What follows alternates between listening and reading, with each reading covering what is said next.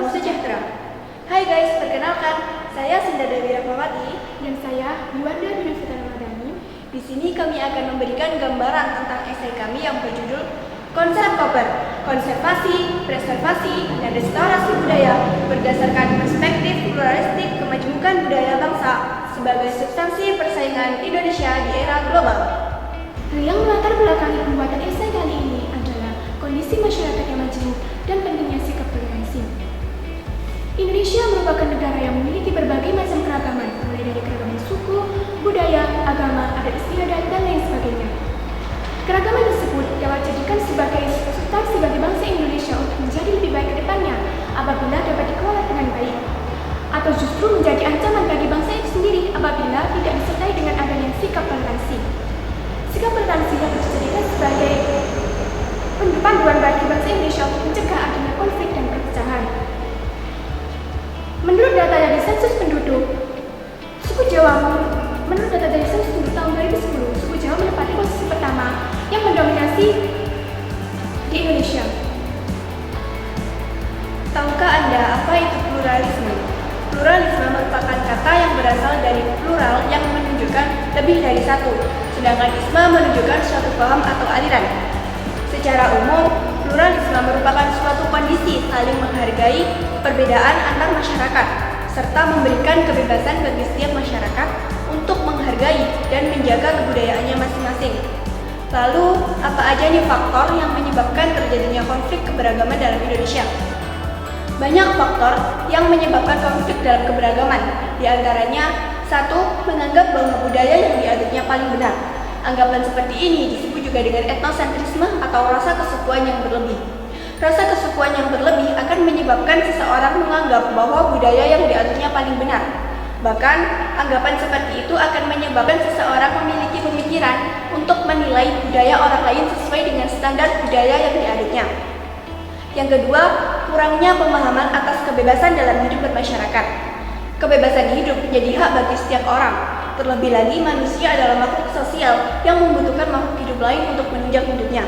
Yang ketiga, mengedepankan paham radikalisme. Bagi beberapa orang, mungkin radikalisme terdengar asing. Tahukah Anda apa itu radikalisme? Radikalisme merupakan suatu upaya untuk melakukan perubahan dan disertai dengan tindak kekerasan serta menentang struktur masyarakat yang ada. Yang keempat, kurangnya kesadaran akan toleransi dan keharmonisan. Seperti penjelasan sebelumnya bahwa pluralisme merupakan suatu kondisi saling menghargai perbedaan. Hal ini dilakukan agar masyarakat Indonesia lebih menghargai perbedaan yang ada. Untuk membatasi banyaknya pembahasan diperlukan rumusan masalah. Yang pertama, bagaimana gambaran umum terkait konsep Koper. Yang kedua, bagaimana bentuk pengimplementasian konsep Koper. Pada pembahasan yang pertama, yaitu tentang gambaran umum terkait konsep Koper. Sebelum dijelaskan lebih lanjut, perlu diketahui bahwa konsep Koper merupakan suatu konsep yang terdiri dari 3 tindakan, yaitu konservasi, preservasi, dan restorasi budaya. Konsep ini dilakukan untuk meningkatkan keberagaman budaya Indonesia, sehingga bisa dijadikan suatu substansi persaingan Indonesia di era global. Yang pertama adalah dilakukannya konservasi. Konservasi berasal dari conservation yang berarti pelestarian. Secara umum, konservasi budaya merupakan suatu upaya untuk melestarikan budaya dengan memperhatikan nasib jangka panjang pada keberlanjutan dari tiap-tiap komponen tersebut.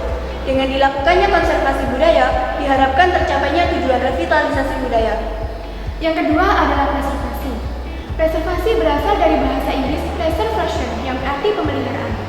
Maksud pemeliharaan di sini adalah suatu upaya untuk perlindungan kebudayaan Indonesia yang memiliki nilai-nilai sejarah di dalamnya. Tujuannya agar informasi di dalamnya dapat terjaga keasliannya. Selain itu, budaya Indonesia semakin lama semakin terkikis oleh perubahan zaman dan adanya budaya-budaya baru.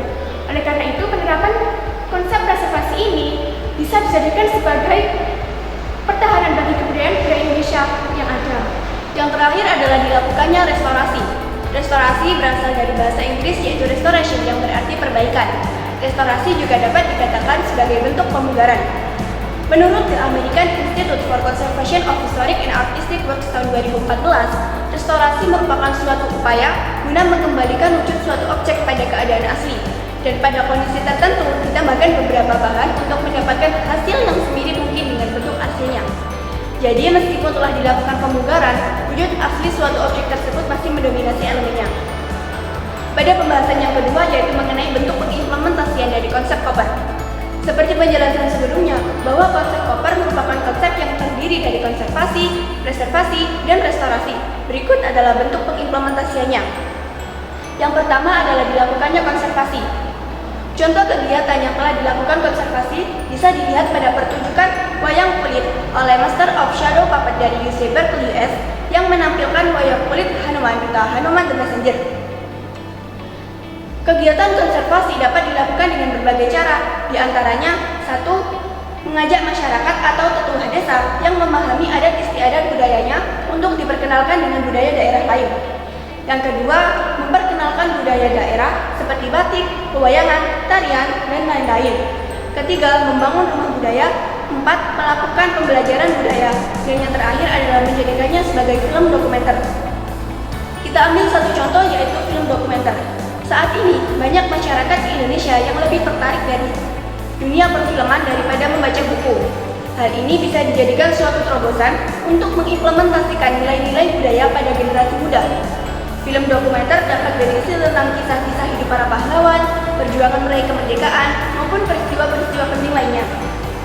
Contoh film dokumenter yang telah dipublikasikan diantaranya Kisah Ainun Habibie, Perjuangan Raden Ajeng Kartini, peristiwa G30 SPKI, dan lain-lain. Yang kedua adalah preservasi. Contoh kebudayaan Indonesia yang telah dilakukan preservasi adalah batik. Setelah ditetapkannya batik oleh Malaysia, membuat pemerintah Indonesia segera mendaftarkan batik ke UNESCO pada tanggal 3 September 2008. Namun, dari pihak UNESCO baru mengkonfirmasi pada tanggal 2 Oktober 2009. Selain itu, kegiatan preservasi juga dapat dilakukan dengan yang pertama, mengadakan event.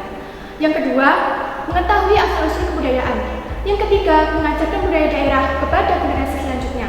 Yang keempat, mempraktikkan kebudayaan dalam konteks kehidupan sehari-hari. Dan yang kelima, tidak terpengaruh kepada kebudayaan asing. Kita mengambil salah satu contoh kebudayaan di Lamongan, yaitu kesenian gentrong. Saat ini, kesenian gentrong kurang diminati oleh generasi milenial. Oleh karena itu, untuk pengimplementasian preservasi di kesenian ini dapat dilakukan dengan mengadakan event-event kebudayaan. Event tersebut berisi lomba-lomba kebudayaan seperti lomba permain kentrong, pewayangan, dan lain sebagainya. Event tersebut juga dapat dikreasikan dengan memberikan reward yang menarik agar generasi milenial tertarik untuk mengikuti event ini. Yang terakhir adalah dilakukannya restorasi.